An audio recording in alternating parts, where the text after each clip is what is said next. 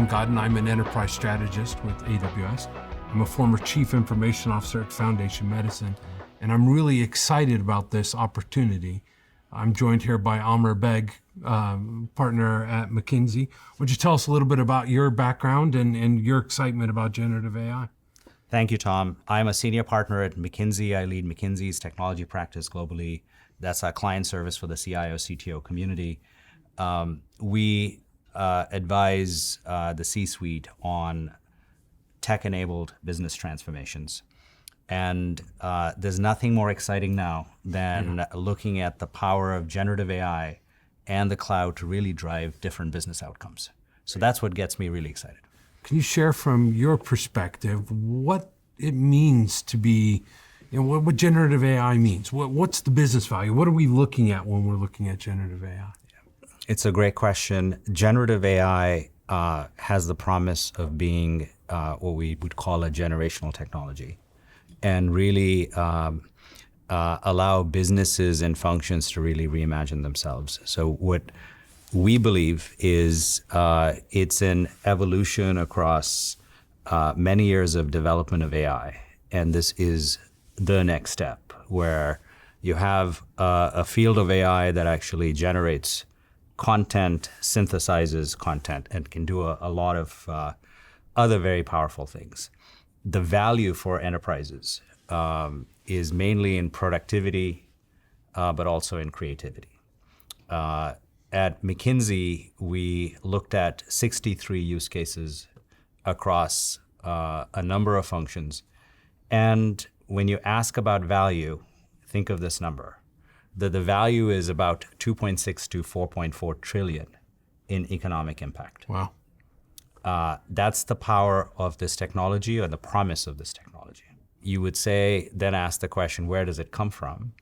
Among the 63 use cases, about 75% of this is coming from 4 functions: sales and marketing, R&D, software engineering, and customer operations. Okay.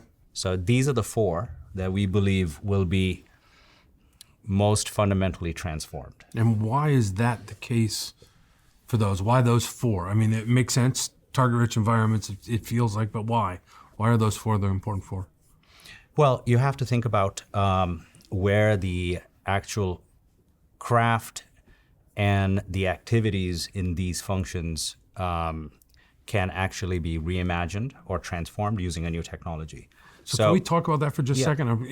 We see this a lot with organizations that rush into that new technology, and they use that new technology to just redo what they used to do. Yeah.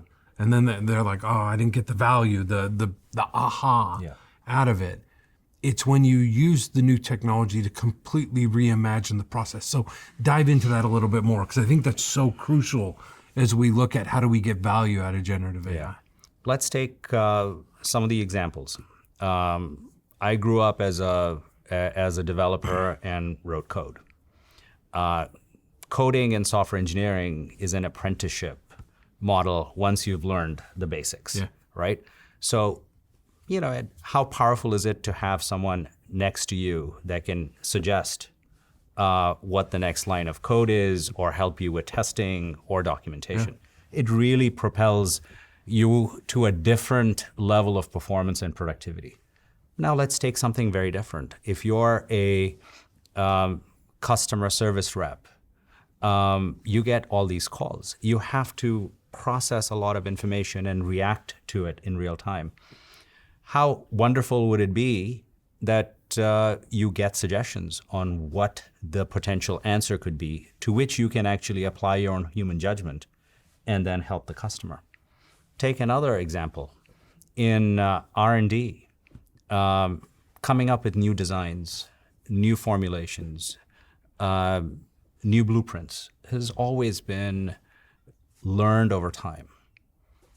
How great would it be that you have a technology that can assist with new combinations of that? This technology is going to really help propel people to new levels of creativity and efficiency. It's going to be an incredibly positive thing, but people are still worried, right? They're worried. They have concerns, and their concerns are, let's be honest, they're real, they're valid, but how are you seeing organizations help people get comfortable with this technology and realize this is about letting the computers do what it does well, so the humans can do what they do well, not a replacement in most cases.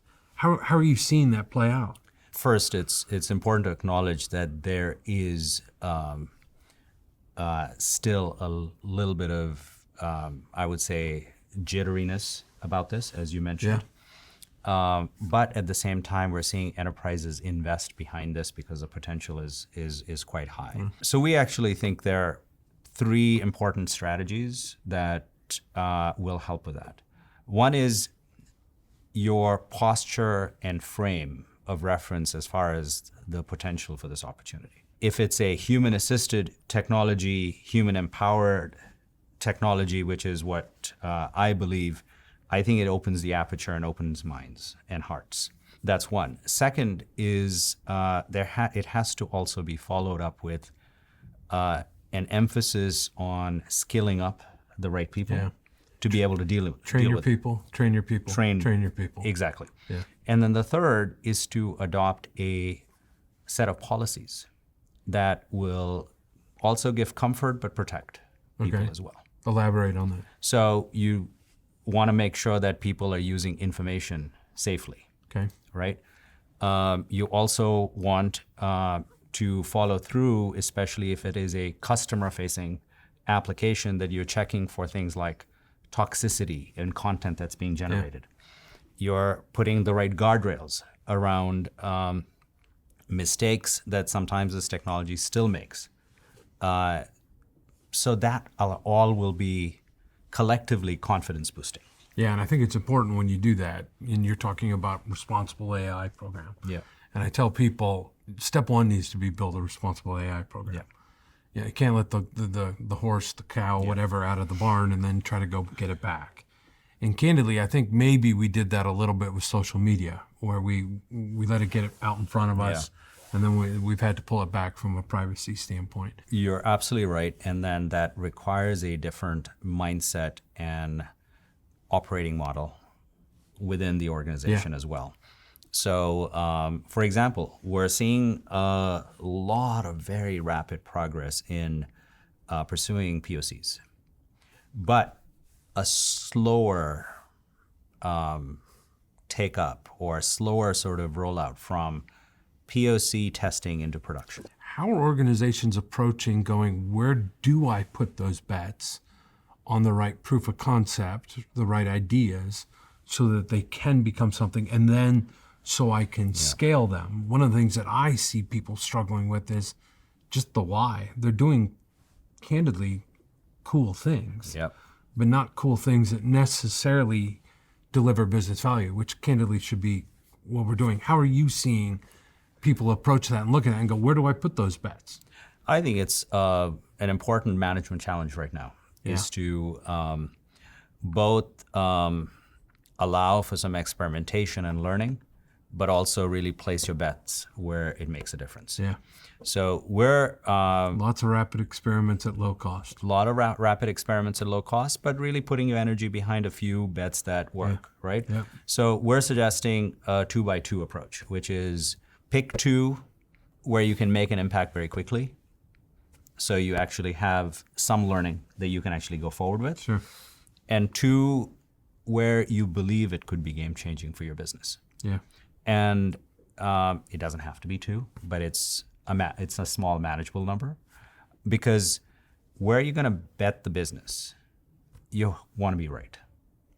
Right? Where the risk-reward equation is right, and you want to make sure that you have everything in place, and then you go for the big hit. So what's your favorite example, if I can, where you went, that's pretty clever? So I go back to what I was trained out of school to do, which is in software engineering, right? I actually think the opportunity closest at hand is how we can really drive developer productivity using this. I love that one. There's very few things as a CIO that have made me just go, wow. And when I look at the productivity gains with things like Amazon Code Whisper, it it blows me away. 57% increase in productivity, 27% more likely to be successful. Yep. How can you not be adopting that technology? It's unbelievable. It is.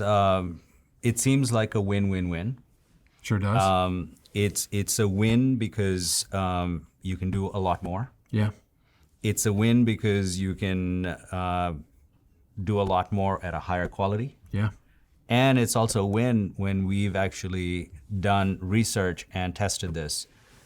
The developer experience also increases when done right? So you have the core audience liking it and the enterprise benefiting as well. The other win that I'd throw on top of that is you get the creative juices flowing. So you get the software engineer who's starting to use that going, gosh, if I can use that inside of my development environment to do things, I wonder if the contact center agent could also benefit in a similar type of way, different, but in a similar type of way. And so it starts to get people experienced in using this and getting familiar with it and overcoming a little bit maybe of that fear, that mystery of that unknown to be able to do it. Can we talk about the foundation here a little bit? Everyone sees the examples of generative AI, they get excited about it. Why wouldn't you? I would. I get excited about it. But it's kind of like the tip of the iceberg, right? You gotta, there's a lot under the water that needs to be done. In particular, you gotta get your data right. If you don't have a strong data foundation, it's gonna be hard for you to be able to take advantage of these things. Share a little bit what you're seeing with people and what they're doing with data, maybe what they're doing well, maybe what they need to do in order to really capitalize on this and to be a success. It seems like it's a perennial problem which is data quality and data management and availability of the right data. Yeah.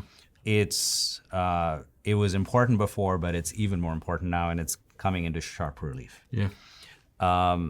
It's not an exaggeration to say that whatever you want to do with AI, not just generative AI, is gated by the data you feed into the models and how the data is actually used coming out.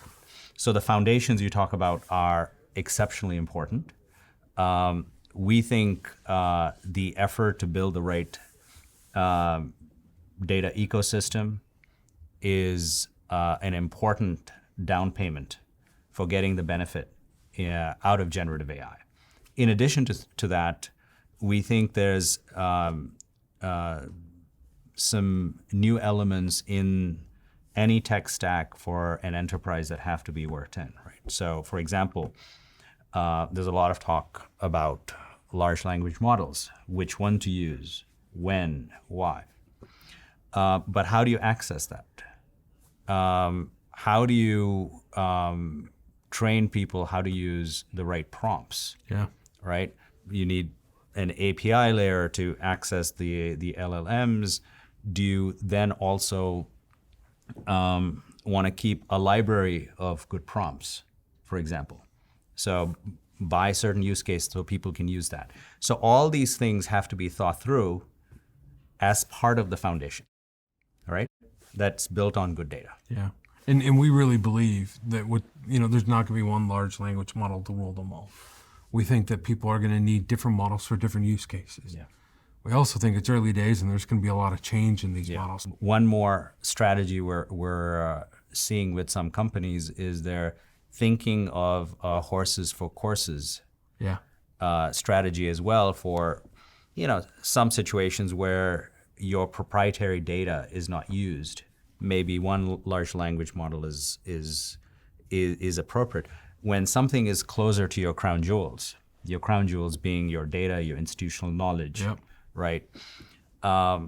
People are being quite careful about what to use, and the statement "measure twice, cut once," right, applies. So a lot more testing and analysis is happening there. How do you see this changing the IT organization in the future and the role of the CIO? Yeah, it's really interesting because I think, this, along with a lot of other change, is really driving a need to get closer to the opportunity, to the business need. and so the days of a large centralized IT organization that's building common platforms to everybody build on, that, by the way, I spent 30 years as a CIO trying to perfect. Never did. Never did. I did all right, but we didn't perfect them. They're hard to do, those But you aim centralized for ones. perfection. I aim for perfection. Yes. It's really, maybe an overused term, democratizing IT. Yeah. But it's putting the importance of how can I become more agile, more directly connected to the rest of the organization. A term that drives me nuts is when people say the business. I'm like, gosh, why are we doing this as IT? We do it to ourselves. Yeah. You don't say marketing in the business, sales in the business. We just say IT in the business. What this is doing is it's making us realize that technology should be embedded in almost every single thing an organization does. And so as part of that, it's a massive decentralization, I think, of IT. Yeah. I don't know, what's your perspective on that? It's similar. I would start by saying, first, anytime there was a generational technology, it's had one of the secondary effects of that has been on the impact of an IT function in companies, right? So you have mainframe computing that led to the rise of an IT department. Then you had the internet, which basically allowed us to access offshore and locations because you have bandwidth and you have availability, and the rise of various different providers. Mm-hmm. Then you had cloud and mobile, right? You could argue that propelled the adoption of product and platform operating models and how IT organizations are structured. So and then you have I would say, proliferation or the mass adoption of AI coming in this decade. So I land in a similar place that you do, which is technology will no longer be a function, it'll be a capability. I like it. Right? So capability that's embedded in every aspects of how you deliver value to the customer. Yeah. And as a result, I too would like to ban the IT or business. Yeah. And I like to say IT equals business equals IT. There you go. Another question for you. Yeah, okay. Yeah. As you sat in your chair as a CIO, and now you look at this, if you were a CIO now, what would give you concern and what would give you excitement here? One of the things that gives me concern coming from life sciences is the perceived randomness of the potential answers you could get from a generative AI, and needing back to the regulators to have control. And so you sit there and go, gosh, I love all the potential and everything, but I just can't have it generating answers. And so that gives me a lot of pause for it. Now, with that said, I think there are techniques that can solve that, RAG being one of them. Retrieval augmented generation. You can query a known repository of answers, but still get the rich contextual dialogue, information of that answer. Yeah. But to make sure that the answer is always blue, because that's the approved answer, not green. Please don't freelance. Blue's the answer. Yeah. And so I think that there are some ways to do that.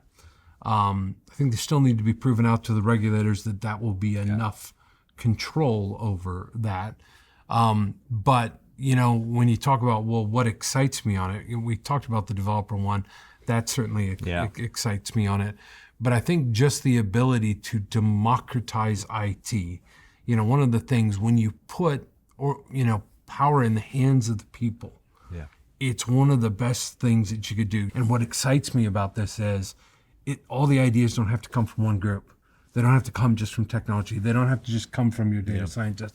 They don't just have to come from the executive suite.